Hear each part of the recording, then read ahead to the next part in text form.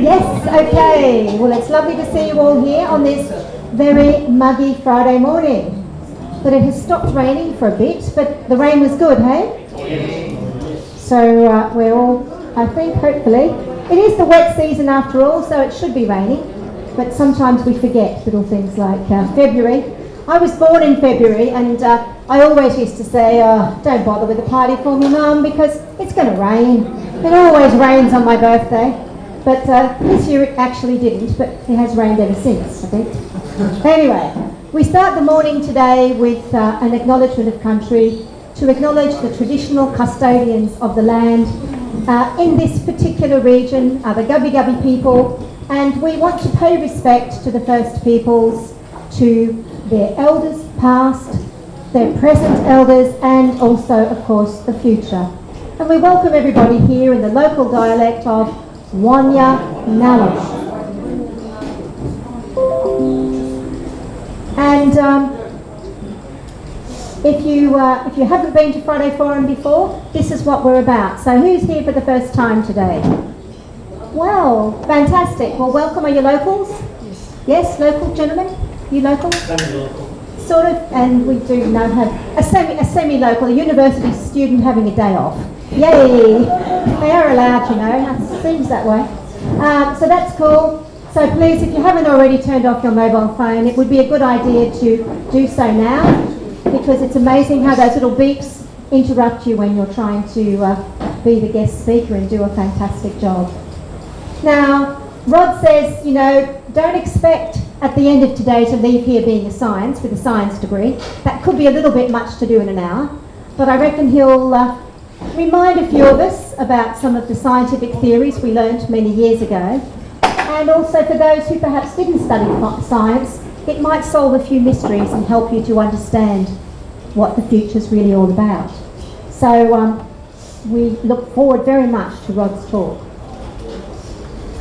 Now, the lovely Bob Carey sent us this photograph of Pinnaroo Pete, his named koala, found down near the old Noosa Bowls Club area in a tree down there. So it's nice to see a koala still out and about. Looks pretty healthy, so that was pretty good. So well done, Bob. He doesn't just find glossy blacks, but he finds koalas as well. It's something to do with always walking around like this, I think, you know. Look up. Look up. Look up.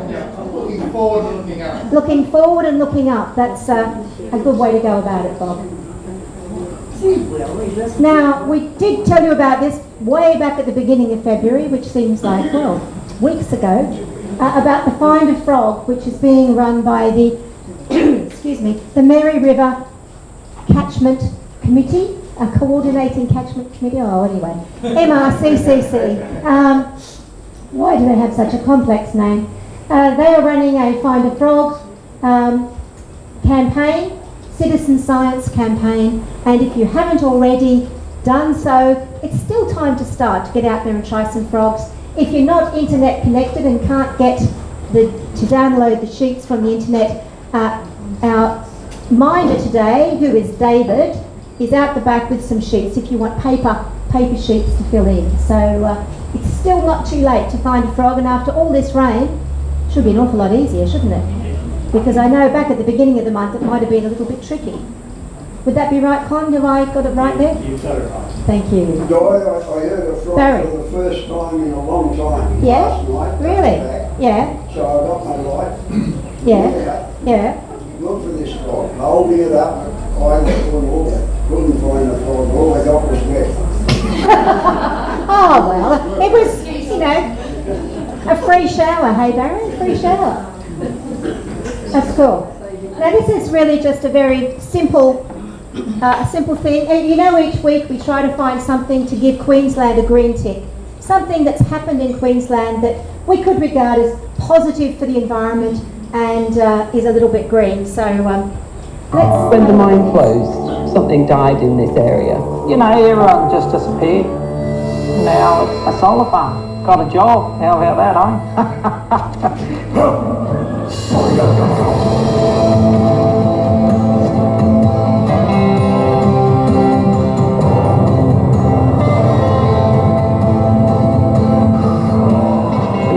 hindsight, it's really condemned to have no use except to just be an old scar on the landscape. Somebody says, oh, there's going to be a solar farm up in Kiston, and there you go. It's got to be a joke, isn't it?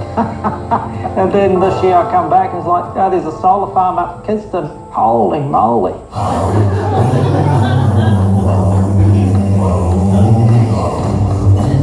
Well, I actually think it's an ingenious idea. So you've got to look at the project as a giant battery, because what they're doing is they're trading daytime sunshine for nighttime power.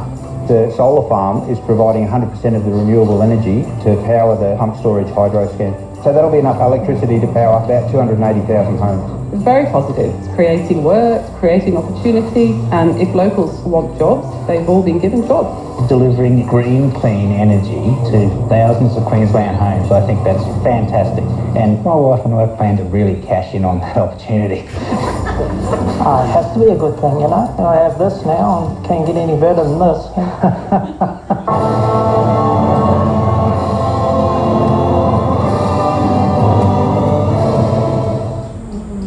Okay, that was a bit of fun, wasn't it? Yes. All right, so moving right along, today's talk, as you know, is about science, so I thought I'd see if I could find a few little scientific tidbits to whet our appetite. And this is all about biofluorescence, which is not the same as bioluminescence, for those of you who are a bit more familiar with that science. But this is all about tiny, tiny little creatures that live on the coral reefs. And if you look at these, if we could just have the lights off for a second, because I think it's pretty, we've got them, there's this in here. Oh, that's it.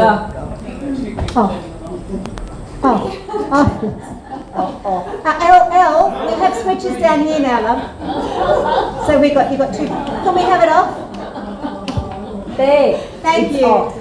Thank you, too much help. Sometimes you don't need help, but I just thought this was rather a beautiful photograph, wasn't it? Which of course, you cannot see these beautiful creatures unless you use some sort of technique.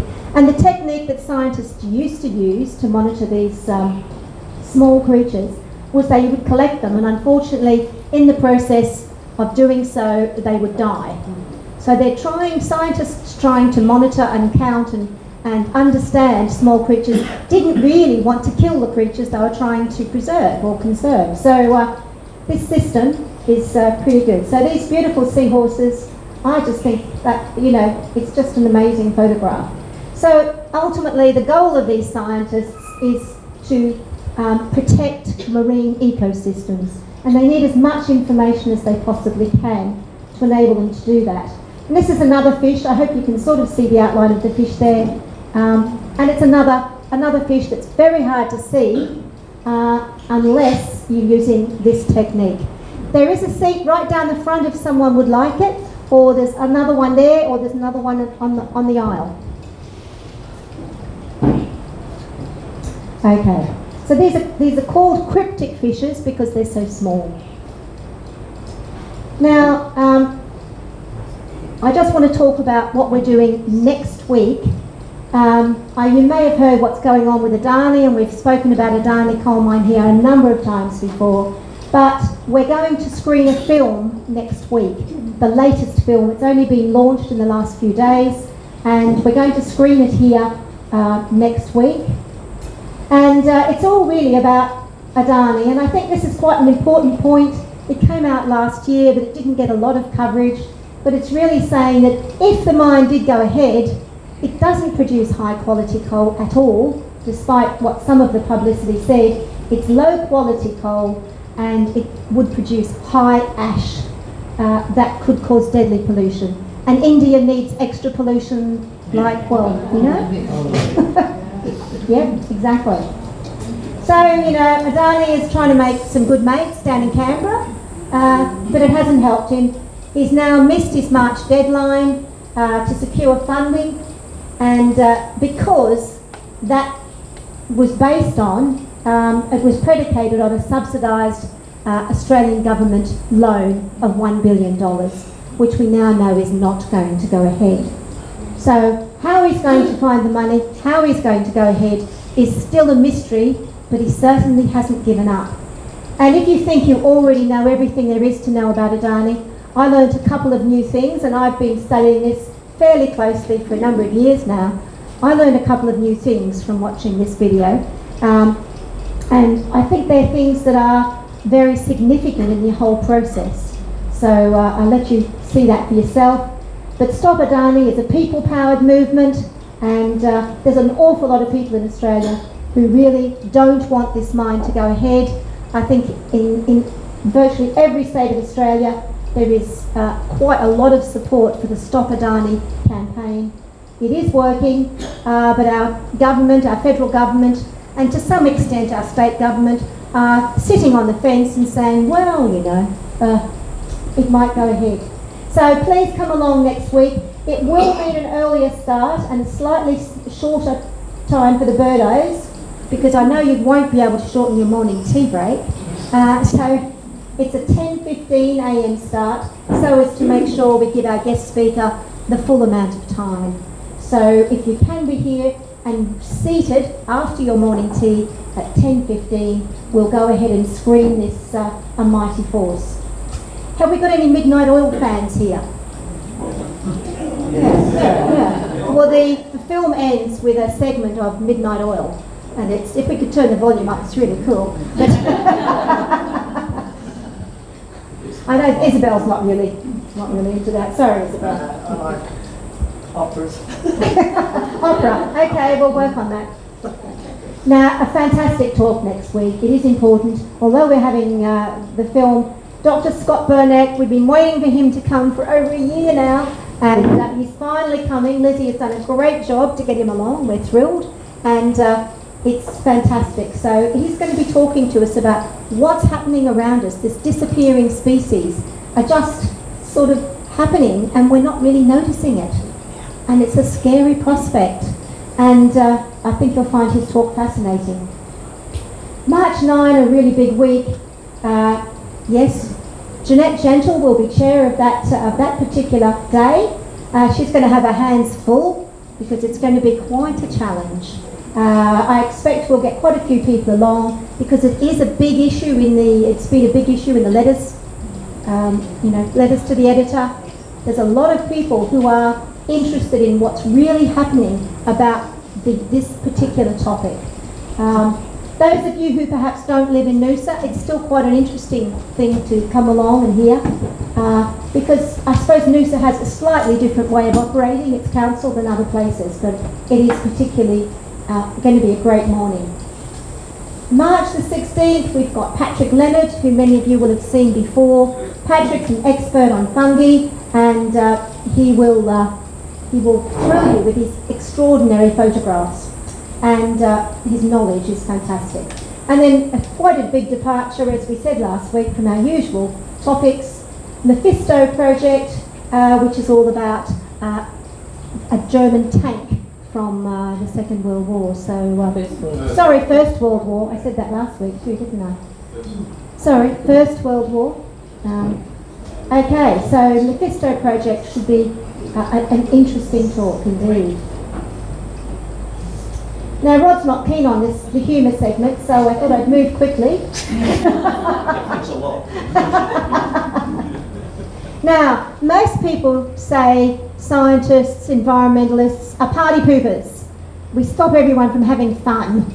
Well, this is just actually saying scientists and environmentalists aren't necessarily party poopers. In fact, someone's gone to the trouble of making glitter that doesn't pollute. How amazing is that? So you can throw glitter around, if throwing glitter around is having a good time, that's fine by me. So at your next event you can celebrate in glorious sparkly style. And you can buy this degradable glitter on the internet. It's a tiny amount of money, $5 or something, but it's quite good fun, I guess. And if you were planning on having confetti or some of the other forms of glitter that aren't biodegradable, then this is a much, much better option. So, without any further ado, let's get on to the real scientist talk. Thank you very much.